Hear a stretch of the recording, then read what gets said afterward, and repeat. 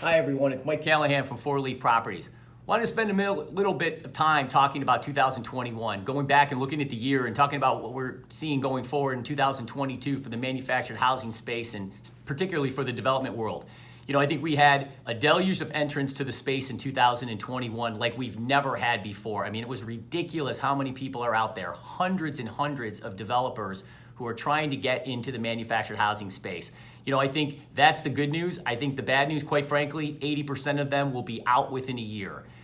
What's kind of happening in our space is everyone thinks that they're going to walk in with a unicorn piece of property, the perfect property that's got the perfect utility situation. They know the local municipal officials. This is going to be easy for me. I'll get this entitled in 90 days. And of course, we find out, as all of us who've been doing this for a while know, that it's way more difficult than that.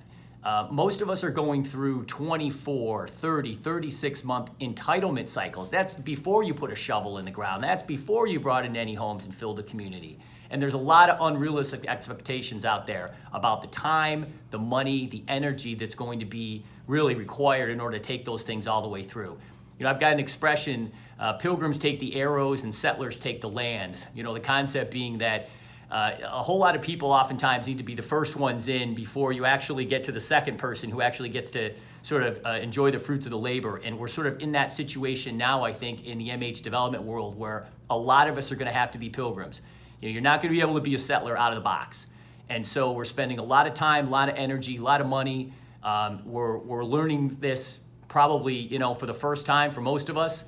And there is no panacea, there is no silver bullet. It's just hard work and it's trenching in. I think the great news about that is there's a tremendous amount of opportunity in the business. I do think that a lot of these developments that we're seeing come through today that are sort of falling by the wayside because they don't have the energy and the money behind them will eventually come to fruition. But I think there's going to be a little sort of bifurcation of the market going forward.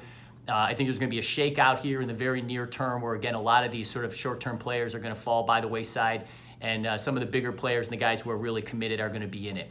So look forward to talking to all of you about that coming up in our video series where we're going to talk about the challenges and the opportunities associated with development, and we hope that you will join us then.